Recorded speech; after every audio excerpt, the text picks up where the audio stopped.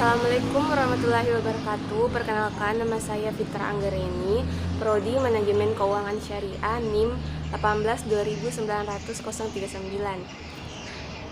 Video kali ini untuk memenuhi tugas ujian akhir semester pada mata kuliah Manajemen Keuangan Syariah. Di video ini saya akan membahas dua materi, yaitu manajemen persediaan dan manajemen kas, di mana persediaan sendiri itu memiliki arti sejumlah bahan atau barang yang disediakan oleh perusahaan, baik berupa barang jadi, barang mentah, dan barang yang sementara diproses untuk disediakan agar dapat menjaga-jaga kelancaran operasi perusahaan guna memenuhi permintaan konsumen setiap waktu tertentu. Kemudian adapun pengertian dari manajemen perusahaan itu sendiri merupakan kegiatan untuk menentukan jumlah dan komposisi persediaan sehingga perusahaan dapat melindungi kelancaran produksi dan penjualan serta kebutuhan pembelanjaan perusahaan dengan efektif dan efisien.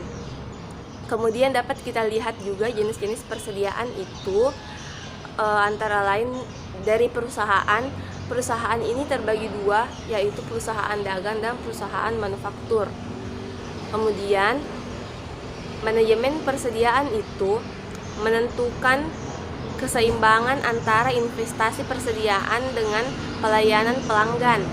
Kemudian yang kedua, perusahaan memiliki kesempatan untuk menjual barang, memungkinkan perusahaan mendapatkan potongan biaya pemesanan dapat dikurangi. Kemudian untuk menetapkan persediaan itu sendiri, seperti kesalahan dalam menetapkan persediaan dapat berakibat fatal. Contohnya itu persediaan terlalu kecil sehingga hilangnya kesempatan untuk menjual atau memperoleh laba.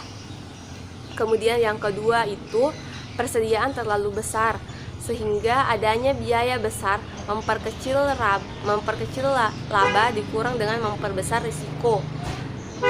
Kemudian kita berlanjut ke jenis-jenis biaya persediaan, yaitu yang pertama biaya penyimpanan, di mana biaya yang berhubungan dengan penyimpanan persediaan mencakup biaya gudang, biaya kerusakan atau keusangan, dan biaya-biaya yang lainnya.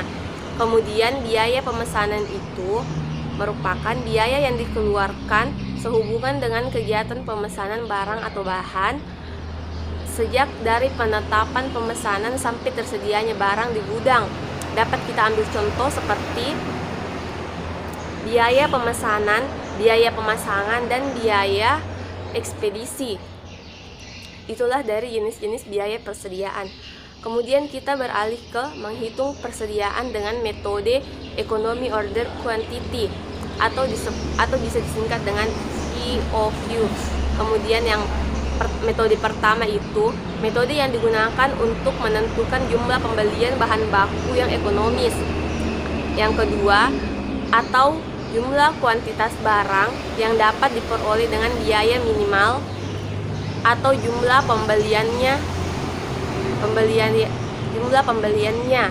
di mana rumus model EOQ dapat dilihat. Kemudian setelah model rumus dari Economy Order Quantity, kita pindah ke persediaan pengamanan, di mana persediaan pengamanan ini seperti persediaan tambahan yang dimiliki untuk berjaga-jaga terhadap perubahan tingkat penjualan atau kelambatan produksi pada saat pengiriman. Kemudian untuk menentukan besarnya persediaan pengamanan itu terdapat 4 faktor. Yang pertama itu faktor pengalaman, yang kedua faktor dugaan, yang ketiga biaya, dan yang keempat itu keterlambatan. Kemudian titik pemesanan ulang, di mana titik pemesanan ulang ini memiliki tingkat persediaan yang tindakannya harus diambil untuk mengisi kembali persediaan. Kemudian waktu tunggu antara pemesanan barang sampai barang itu tiba. Ya, itulah dari manajemen persediaan. Kemudian kita beralih ke manajemen kas, di mana kas ini merupakan alat pembayaran yang sah, memiliki dua kriteria, yaitu yang pertama, tersedia, berarti kas harus ada dan dimiliki serta dapat digunakan sehari-hari sebagai alat pembayaran untuk kepentingan perusahaan. Kemudian yang kedua itu bersifat bebas, di mana setiap item dapat diklasifikasikan sebagai kas jika diterima umum sebagai alat pembayaran sebesar atau sesuai dengan nilai nominalnya. Kemudian kas ini meliputi uang tunai yang terdiri dari kertas dan logam, baik yang ada di tangan perusahaan atau yang ada di bank, serta cek, demand dari deposit, money order, dan lain-lain. Kemudian ada pun beberapa item yang perlu dipertimbangkan dalam akuntansi kas, seperti yang pertama itu sertifikat deposito, di mana sertifikat deposito ini harus diklasifikasikan sebagai investasi jangka pendek dan bukan kas, sebab sertifikat deposito ini dapat dicairkan apabila telah jatuh tempo. Hal ini berarti ada batasan penggunaan kas tersebut.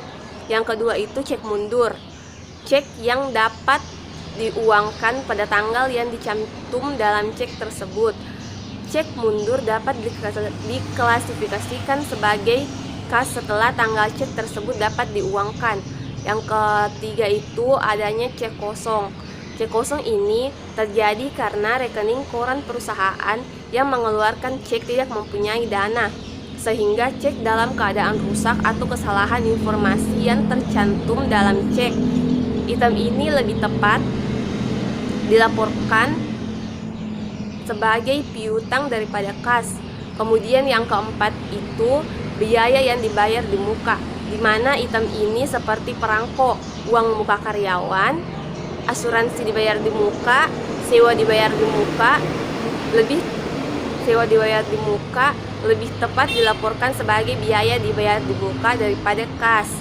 Kemudian ada beberapa item yang perlu dipertimbangkan dalam akuntansi kas. Yang pertama itu bank overdraft. Bank overdraft terjadi karena pemilik dana atau deposan menulis cek dalam jumlah yang lebih besar dibandingkan dengan jumlah dana yang disimpan di bank. Item ini dilaporkan sebagai utang lancar. Yang kedua itu cek yang belum dikirimkan. Cek yang belum dikirimkan ini merupakan cek yang telah dibuat tetapi belum diserahkan kepada pihak yang berhak menerima. Jika pada tanggal neraca terdapat item seperti ini, maka dapat diklasifikasikan sebagai kas. Kemudian yang ketiga itu saldo kompensasi, di mana saldo kompensasi ini merupakan saldo minimum yang harus dipertahankan di bank sebagai jaminan atas sejumlah dana yang dipinjamkan. Kemudian saldo kompensasi harus diungkap dalam catatan atas statement keuangan perusahaan. Kemudian kita beralih ke pengertian manajemen kas. Manajemen kas didefinisikan sebagai pengoptimasian penggunaan kas sebagai aktiva. Hal ini berarti tidak terjadi kegagalan pemakaian kas dan pengawasan terhadap posisi kas. Tujuan manajemen kas ini meliputi dua hal, seperti likuiditas dan earning.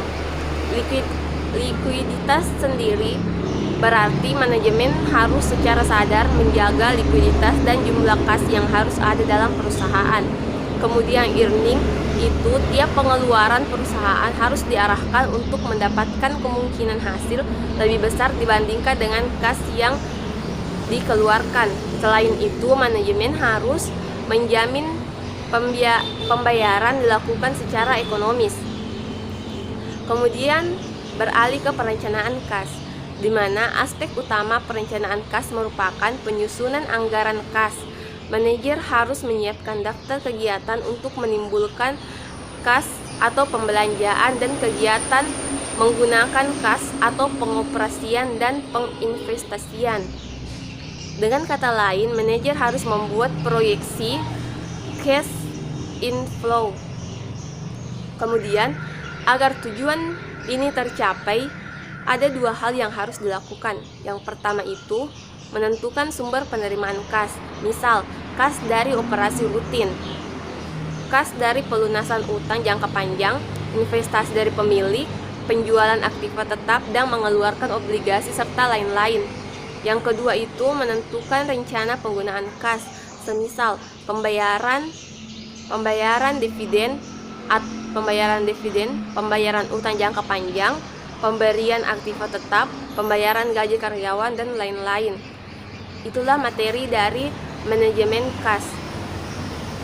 Sekian dari materi yang akan saya bawakan pada video ini sebagai tugas ujian akhir semester saya. Lebih dan kurangnya mohon dimaafkan. Wassalamualaikum warahmatullahi wabarakatuh.